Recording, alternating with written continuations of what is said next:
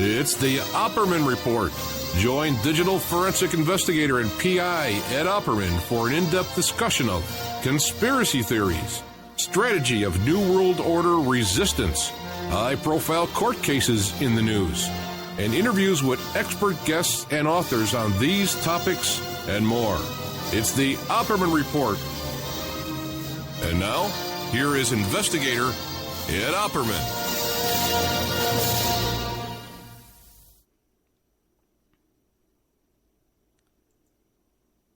Okay, welcome to the Opperman Report. I am your host, Private Investigator Ed Opperman. And this show is brought to you by all of our wonderful sponsors. You got pscoco.com, where you can get the finest silky smooth chocolates. And you can even go into the chocolate business, have your own chocolate website, sell chocolate on the internet. Phoebe Saad's website there, pscoco.com. We have Archival Revival. You can go to their blog spot, which is archivalrevival.blogspot.com. And they want to purchase vintage Christian films from you. You can make a little money there with these Christian films. You got them up in your attic over there, your Sunday school or your church. You got Email Revealer, where you can catch people cheating online. You send in your email address, so you can catch your husband, your wife, your spouse, boyfriend, girlfriend cheating online. Trace back to online dating websites. We got the Subash Technosis, subashtechnosis.com, if you need any kind of search engine optimization, website design, outsourcing, customer service, press releases, data entry, all kinds of wonderful stuff there from the guys at subashtechnosis.com. But you too can have your ad played here at the Opperman Report. Not just on YouTube, okay? I know a lot of people think the show only exists on YouTube, but we're actually playing right now live on a Friday night, 7 p.m. on 623-217 on about 7 internet stations, and then we're on Spreaker. We're live on Spreaker.com. Got 17,000 followers here. Got over 1 million plays, or almost 1 million downloads from Spreaker. And we're just about to hit 2 million cumulative plays and downloads just on Spreaker. No one's even heard of Spreaker. iHeartRadio, iTunes, Podbean, Podcast, Podomatic, any kind of pod. So if you want to advertise here and have us mention your show, your event, your business, your book, whatever it is you want to do, whatever you want to sell, I don't care, crack, whatever you're selling, get a hold of me. I'll help you sell it. Contact me at oppermanreport@gmail.com, and we'll hook you up. We're about to start expanding, definitely within the next month or two. Believe it or not, the show's doing so well. I can't complain about the quality of the show and how we're doing the growth of the show. It'll be 3 years or 4 years maybe. Yeah, it'll be 4 years in September. We're 4 years in January, really, but we started in September. Then we went off there for a little while, went back in January. And, we got a member section. We're on iHeart. We're all these different stations, simulcast everywhere. And we're going to be buying some airtime to get the show on some major AM/FM stations. We have the money to do it now. We'll set up and ready to go because the show actually qualifies for a loan. We've been approved to borrow some money to expand the radio work. Okay. So it's a good time to advertise. You want to get involved and advertise on the show because we're going to be on a bunch of AM/FM stations coming up. As soon as I get caught up and rested. I'm exhausted tonight, so don't expect a good show. Okay. Tomorrow I got a good show there for you on American Freedom Radio, 5 p.m. Pacific Standard Time, and also 2 on 7 stations. Replay it all over the place. Mr. Stanzori, who's written a book about the Carrie Strainer case. Remember the show, I Know My Name is Steven, about the little boy that was kidnapped by this guy. I got to refresh my memory on all this, man. But great show tomorrow. This guy's got exclusive information on this case. It's wonderful. It's always what we suspected all along. This guy, Carrie Strainer, was working at the same place the people that kidnapped Steven. His uncle was molesting him at the same time Steven was being kidnapped. Carrie Strainer asked for child pornography, became a serial killer. And when they caught him, he says, well, give me some child pornography. I'll confess to everything. That's tomorrow. Now, it is most likely that we're not going to have a show next week, either Friday night or Saturday, because you have been talking all this time about how I have to move. I just found out I had to move. We had until August 1st to move, but we started looking around for a nice place, me and Vic, and we did. We found a really nice place. So, but the move, unless we get the keys early,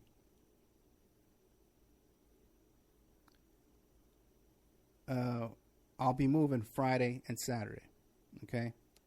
And so the internet will be off. It's not that I'm moving furniture because I got a hernia now, so we got people come and help with that. It's not like in the old days I moved all the furniture by myself. But because the internet may not be on, the electricity may not be on, so I'm still working on all that and trying to get the keys early because we saw the place. The place is ready to go.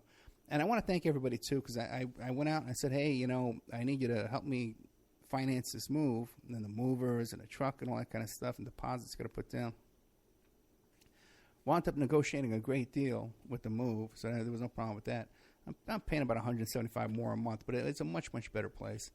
And we had to get out of here anyway. And, this is getting depressing here where we were. And so we're moving down. We're very, very close. We're about 7 minutes away from here, down at the bottom of the hill. Before we moved here, we were down at the bottom of the hill in Green Valley Ranch. And now we're going to still be on Green Valley Parkway. Very, very nice. It's next to a golf course. It's next to the district. It's next to all the places we used to live next to when we were down at the bottom of the hill. The rec center and the library. Great location. Can't beat it. But what's really good about this location is, first of all, the apartment that we're getting that we signed up for, we can walk out our door and the car is parked right there. It's 5 feet away, which is great. You got to move stuff in and out of the car. But also, two, you walk out of our front door. The community pool, which is a pretty big cool pool, I can do laps in that pool, is about 15 feet away. And it's like on a shady little path to get over there. It's not like here where you got to walk through the hot sun and the hot ground to get over there. But when I was first teaching Victoria how to ride a bike, right around the time of the divorce, and she was learning how to ride a bike without training wheels, there were these bike trails off of Green Valley Parkway, and they're long. They go all the way back to my old house, where my old house was, over on St. Rose. I know we got a lot of local listeners who know what I'm talking about. And this, we can leave right from our new apartment, hop on our bikes, take a short little bike ride over to where the bike trails are, and get back on those bike trails. Nice, flat, even trails, because up here we can't ride our bikes. It's all hill. Forget it. It's brutal. You can't ride these hills up here. I can't anyway. So we'll be back down at the bottom of the hill. We'll be able to ride back and forth on our bikes. So we're really, really excited about this. A nice quality of life improvement for us that we're both very, very encouraged about this. Oh, there's a gym. You can work out at the gym. Oh, by the way, too, you want to laugh? It's right by where Paris Hilton used to live. Okay, she didn't live in those apartments. She lived with some guy, who had a big giant house. But it's right around the corner, and on that same golf course. So, but it's a nice little place. Anyway, now a lot of people. I put out a special. I said, hey, if you want to purchase a year's worth of membership. And I still got some shows I'm going to be uploading to the member section. And I said, I'll send you a free book, an autographed book. Okay. I'm kind of, people are still contacting me trying to get the deal. So if you contact me, I'll do the deal. But after next week, after the move, I can't keep doing that. I can't keep giving away the books, So, and also, too, I'm going to run out of books anyway. So if you still want it, do it right away. And I'll still go, do it for you. But otherwise, we'll be going back to the old deal, where you don't get a free book. Okay. So, all right. And I autographed the book, whoever you want me to autograph it to. So, it's hectic having to move, and I'm very, very tired. We're working on all this stuff. It's 120 degrees here these days.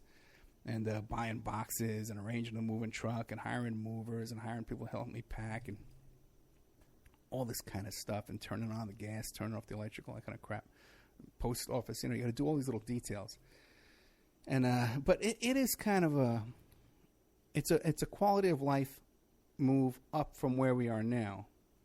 But, of course, it's still way down from where I was when I first moved here to Vegas. We had those two big, beautiful houses, and stuff. And even my lifestyle back in New York. But I can't complain when... What did I name the show?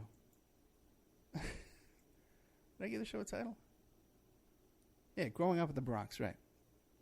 I can't complain because when I think back to how I grew up in the Bronx, I was born in the Bronx in 1962, and I lived there till about 1975, up until the 8th grade. And even in the 8th grade, too, we moved to Staten Island. And but it was such a culture shock for me that my parents let me take the subway and the ferry and go back and finish my last year of 8th grade back in the Bronx. And I would travel back and forth. It was a 2-hour commute that I did when I was in 8th grade. So we grew up in this neighborhood in the Bronx. It was South Bronx. Soundview Avenue, if you know the number 6 train line. Number 6 train was an elevated train. We went by every 5 minutes. This loud train going by, But growing up, you got used to it. You didn't notice it, you'd be talking to someone as you're walking along, and the train would go by, and if you were, in a animated conversation, you'd yell over the train. You just keep talking. But otherwise, you just have to wait. You'd hold your finger up and say, oh, wait, we'll finish the conversation after this train goes by. It takes about a minute to go by, But that's just what the living conditions were, A very interesting time back then. Because when we were there in 62, it was a mostly white neighborhood. But then by the time 75, it was mostly Puerto Rican and black. There were very few whites. But we were one of the last white families to be there. And I was Cuban, so I could get along with everybody. We didn't have a car growing up. So I always remember there was a lot of walking involved in everything we did. My mom had to go shopping. We lived in a 21-story government-subsidized housing. It wasn't a project, but it was a subsidized housing. It's called a Schuyler House on Crows Avenue. And so we didn't have a car. My mom would have to get a wagon, one of those shopping wagons, and we'd go down the elevator. We had to do our laundry, too, in the basement. We didn't have a laundry in the apartment. You had to do a community laundry in the basement there. And we'd, especially before you start going to school, but even after school, those young years when you need a babysitter for your parent, you had to be near your mom or your dad all the time. And so we'd have to go shopping. We'd go to the butcher shop instead of the fruit stand. And I remember one of the places that was a frequent stop was the Woolworths, which was also called the 5 and 10 store. And then there was another store called John's Bargains. So these are all discount stores in poor places. You went in there, the place was a mess. And my mom used to buy these patterns, for my sister's clothes. And I guess some of my clothes too, but mostly my sister's dresses. She would buy the pattern and buy the material and then sew the dress herself. And I told the story once on the air before about, when I was a kid, there was a couple of years where my mom would work sometimes in a sweatshop. And we would walk past there on our way home from school, and we would run in there to see my mom, working in the sweatshop. And I remember going in, it was so hot and humid inside, I can still remember. And they had a fan that they would turn on, and it would blow all the lint through the air. You could see the lint blowing in the air in this hot, giant sweatshop. And we would run in there to see my mom, and then she would say, no, you got to go, I'll get in trouble, you got to go. Worked in a sweatshop. And we used to go. She used to buy the patterns for my sister, and whenever we would go to the 5 and 10, right, which I think with Woolworths was the 5 and 10. I think that it was an interchangeable name. There was this. I always wanted this little airplane. It was made out of balsa wood, and it was like 10 cents or 5 cents for this little balsa wood plane, and you worked on a rubber band, it had a propeller, and you wound it up and it would fly. Right. But my mom didn't have the 10 cents or the 5 cents to buy me this stupid little plane, And